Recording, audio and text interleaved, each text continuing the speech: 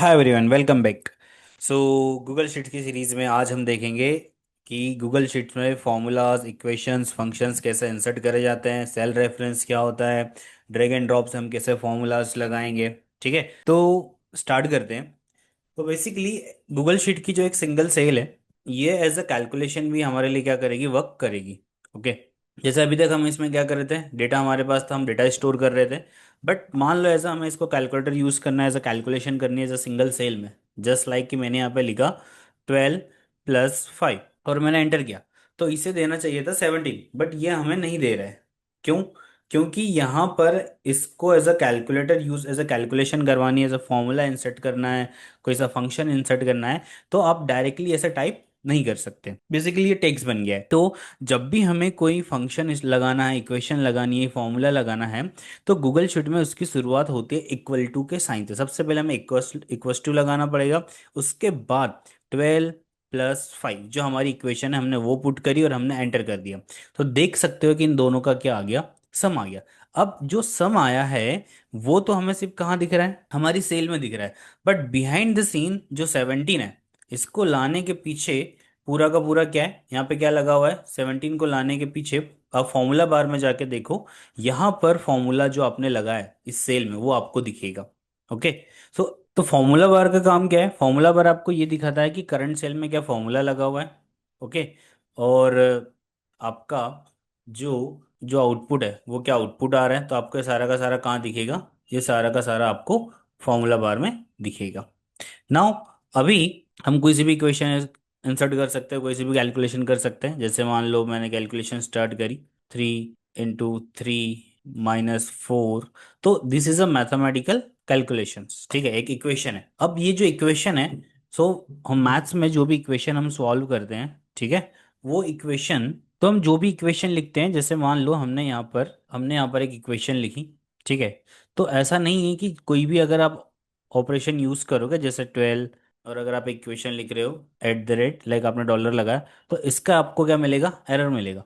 तो बेसिकली जो आपकी एक इक्वेशन है, ठीक है, एक इक्वेशन क्या होती है, दो चीज़ों से मिलकर बनी होती है। जैसे मैंने यहाँ पे लिखा 12 2 / 2 -2 × 4। So this is a mathematical expression. और अगर यहाँ पे जीरो लगा दोगे कहीं पे इक्वल टू करके, तो दैट इज इक्वेशन। तो एक मैथमेटिकल एक्सप्रेशन है। अब एक मैथमेटिकल एक्सप्रेशन दो चीज़ों से मिलकर बना होता है, जैसे प्लस माइनस मल्टीप्लिकेशन, इनको बोलते हैं ऑपरेट, क्या बोलते हैं, ऑपरेंड। और जो है ये आपका 12, सॉरी, ये जो आपके प्लस माइनस और क्या है, स्टार है, देट आर ऑपरेटर्स। ओके, इनको बोला जाता है ऑपरेटर्स। ठीक है, और जो है 12 2 2 4, ये क्या है, ऑपरेंड, मतलब इनके ऊपर ऑपरेशन हो रहा है।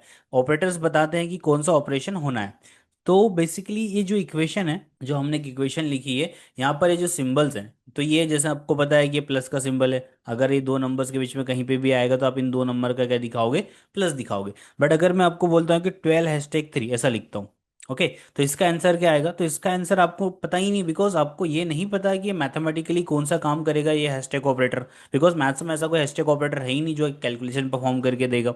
तो जो ऑपरेटर हैं वो पहले से क्या है, प्रीडिफाइन है। ठीक है, जो एक इक्वेशन में जो ऑपरेटर्स आते हैं वो पहले से प्रीडिफाइन है। तो सबसे पहले टाइप के हमारे पास जो ऑपरेटर आते हैं वो आते हैं अरिथमेटिक। हमारे जो ऑपरेटर्स है वो अरिथमेटिक ऑपरेटर्स है। अरिथमेटिक में हमें क्या मिलेगा, प्लस मिलेगा, माइनस, मल्टीप्लिकेशन, डिवीजन। ठीक है, ये एस्टेरिस्क है, ठीक है, बैकस्लैश है। तो ये सारे हमारे पास ऑपरेटर हैं, प्लस माइनस मल्टीप्लिकेशन डिवीजन। यहाँ पे एक और ऑपरेटर आता है पावर के लिए, दैट इज कैप या कैरेट।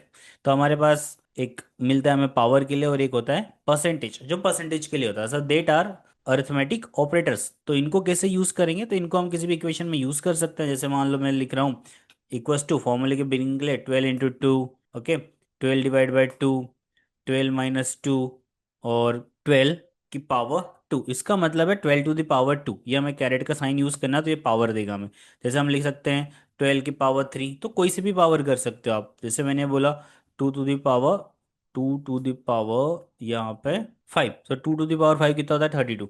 सो इस तरीके से हम ऑपरेटर्स यूज कर सकते हैं, प्लस, ठीक है, minus, multiplication, division, addition, subtraction और पावर, और एक परसेंटेज भी होता है, परसेंटेज इज इक्वल टू 12%। अब बेसिकली यहाँ पे 0.12 मिलेगा, बिकॉज 12% का मतलब होता है 12 ÷ 100। तो इसलिए हमारे पास क्या आ रहा है, 0.12 आ रहा है। हम परसेंटेज आगे डिस्कस करेंगे आगे। ठीक है, नाउ यहाँ पर इक्वेशन हमने लिखी है, जैसे मैंने एक इक्वेशन लिखी, 12 डिवाइड बाई 2 -2, नहीं 12 डिवाइड बाई 2 × 2 -3 +5, ये मेरे पास एक मैथमेटिकल क्या है, एक्सप्रेशन है। तो ये जब पूरा का पूरा मैथमेटिकल एक्सप्रेशन है, ये पूरा का पूरा पहले क्या होगा, एग्जीक्यूट होगा। तो इसका आंसर क्या होगा, तो इसका आंसर अगर आप सॉल्व करो, जैसे पहले अगर आप मल्टीप्लाई करते हो तो 2 × 2 कितना होता है, 4। तो 12 डिवाइड बाई 4 -3 +5, फिर आप डिवाइड करते हो तो 12 4 लाइक 4 3 12, तो 3 आएगा, 3 - 3 +5, तो इसका आंसर जैसे ये कट जाएगा तो कितना बचेगा, 5। और अगर पहले आप क्या करते हो, जैसे एक आंसर तो हमारे पास 5 आया, अगर इस इक्वेशन में पहले हम डिवीजन करते हैं तो यहाँ पे क्या आएगा, 6 × 2 -3 +5, तो 6 × 2 12 -3 +5, 12 5 17 -3, तो इसका आंसर क्या भी हो सकता है, 14 भी हो सकता है। तो एक जो इक्वेशन है इसके मल्टीपल आंसर आ रहे हैं, तो फिर मान लो इंडिया वाले अगर 5 बता रहे, यूएसए वाले 14 बताएंगे, तो फिर ये तो गड़बड़ हो जाएगा, क्योंकि इक्वेशन तो वही है ना, इसके दो आंसर नहीं आ सकते हैं। तो कौन सा, यहाँ पे क्या है कि डिपेंड करता है कि सामने वाला कौन सा ऑपरेटर पहले सॉल्व कर रहा है। तो यहाँ पर आता है ऑपरेटर प्रेसिडेंस, कि कौन सा ऑपरेटर पहले सॉल्व होगा। तो हमारे पास एक रूल आता है, that is board mass. Board mass का रूल क्या होता है कि कौन सा ऑपरेटर पहले सॉल्व होगा। तो जैसे मैंने बी मतलब सबसे पहले ब्रैकेट सॉल्व होंगे, ठीक है। ओ मतलब ऑर्डर ऑफ पावर सॉल्व होगा। डी मतलब डिवीजन होगा। एम मतलब मल्टीप्लिकेशन होगा। ए मतलब एडिशन होगा, और सबसे लास्ट में क्या होगा, सब्ट्रैक्शन होगा, माइनस करेंगे। तो हमारी जो इक्वेशन थी वो थी ये, 12 डिवाइड बाई 2 × 2 -3 +5, ठीक है। अब इसको अगर हम बोर्ड मास के हिसाब से सॉल्व करेंगे, तो सबसे पहले ब्रैकेट की बात करते हैं। तो यहाँ पर ब्रैकेट है क्या, नहीं। ऑर्डर ऑफ पावर है क्या, नहीं। तो सबसे पहले डिवीजन होगा। तो 12 को 2 से डिवाइड करेंगे तो क्या आएगा, 6। 6 × 2 -3 +5। अब यहाँ पे वापस ब्रैकेट भी नहीं है, ऑफ भी नहीं है, डिवीजन भी नहीं है, फिर क्या, मल्टीप्लीकेशन। तो 6 × 2 कितना होगा, 12 -3 +5। फिर एडिशन होगा तो 15 + 5 कितना होगा, 17। 17 -3 कितना होगा, 14। तो इस इक्वेशन का आंसर क्या आएगा, 14 आएगा, बिकॉज हम इसको जो सॉल्व करेंगे वो बोर्ड मास के अकॉर्डिंग करेंगे, ठीक है। तो ये हम गूगल शीट में भी लगा के देखते हैं।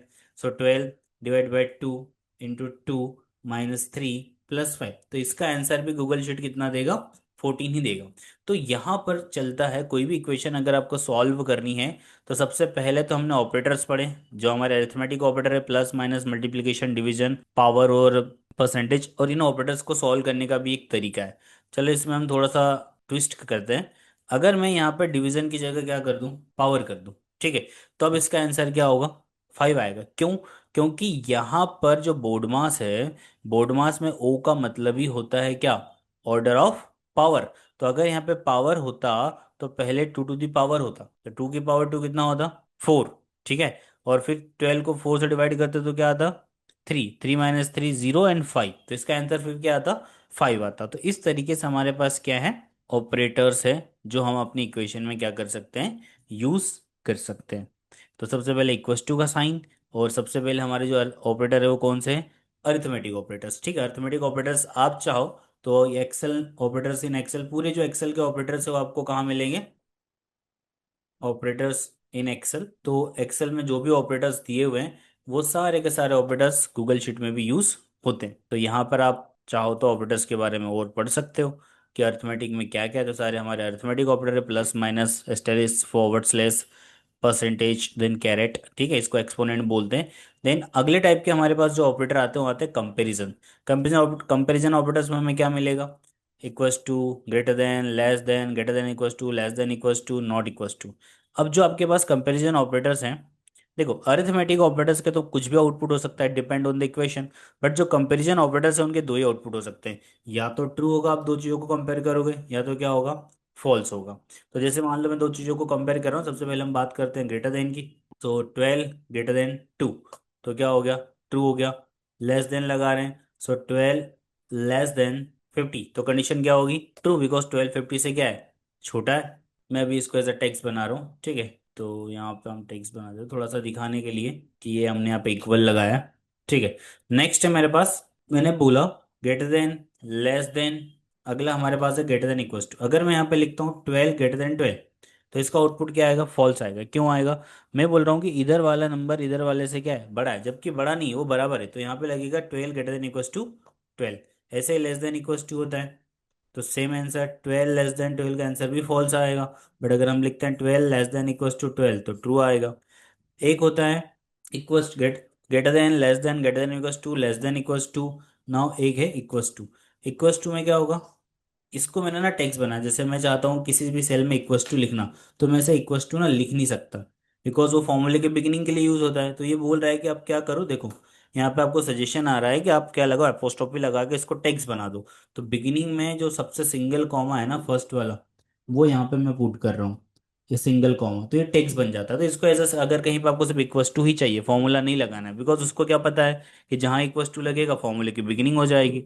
तो मैंने यहाँ पे इसलिए इसको अभी टेक्स्ट बनाया। अब मैं इक्वस टू लगा रहा हूँ, मैं बोल रहा हूँ 12 = 12, तो कंडीशन क्या होगी, ट्रू। मैं बोल रहा हूँ 12 = 34, तो कंडीशन क्या होगी, फॉल्स। और हम टेक्स्ट को भी कंपेयर कर सकते हैं। मैंने लिखा आयोटा, टेक्स्ट डबल कोट्स में लिखना आयोटा। अगर आप मैनुअली लिख रहे हो तो आपको डबल कोट्स में लिखना पड़ेगा, हम सेल रेफरेंस देखेंगे जब। ठीक है, तो इधर वाला टेक्स्ट इधर वाले की क्या है, बराबर है। देखते हैं कि गूगल शीट केस सेंसिटिव है या नहीं है। तो मैंने आई कैपिटल कर दिया तो भी क्या आया, ट्रू आया। ठीक है, बट अगर आप स्पेलिंग मिस्टेक करोगे, इधर IoT लिखा है इधर IoTA लिखा है, तो क्या आएगा, फॉल्स आएगा।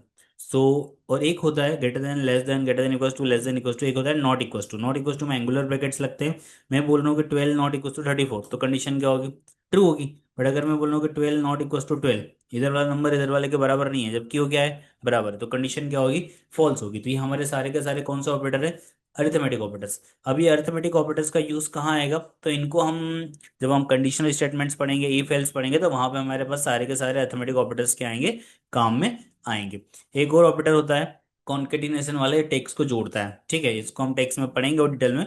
बट M% क्या करता है, जैसे कोई भी दो टेक्स्ट लिखे हुए हैं, जैसे मैंने यहाँ पे लिखा हेलो, ठीक है, बीच में मैंने क्या लगाया, एक्चुअली जब आप टेक्स्ट मैन्युअली लिखोगे तो आपको उसको किस में डालना पड़ेगा, डबल कोट्स में डालना पड़ेगा। तो हमने यहाँ पे लिखा इक्वस टू हेलो, ठीक है, इक्वस टू हेलो, और मैंने क्या कर दिया, सॉरी, ये तो हमने कंपेरिजन ऑपरेटर्स लगा दिया, हम एंड की बात कर रहे थे। तो अगर इसके बीच में क्या आएगा, ये जैसे एक टेक्स्ट हेलो है, फिर मैंने यहाँ पे बीच में M% लगाया जो 7 के ऊपर है, और मैंने यहाँ पे लिखा हेलो आयोटा। ठीक है, तो क्या हो गया, दो टेक्स्ट जुड़ जाएंगे। देखो, इनके बीच में स्पेस चाहिए तो फिर एक और क्या लगाओ, एंड लगाओ। और स्पेस के लिए आपको डबल कोट्स क्या करने पड़ेंगे, बीच में डबल कोट्स में स्पेस दे दो।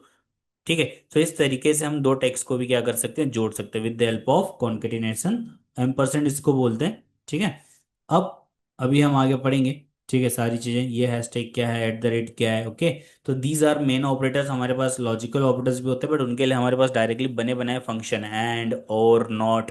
तो इस तरीके से हम एक्सेल में क्या कर सकते हैं, ऑपरेटर्स का यूज कर सकते हैं। तो अरिथमेटिक ऑपरेटर्स में और क्या, कंपैरिजन ऑपरेटर्स। इक्वल एक्सेल के इक्वेशन यूज करना है तो सबसे पहले क्या लगाएंगे, इक्वल का साइन लगाएंगे। Please subscribe IOTA Academy for more content. Thank you.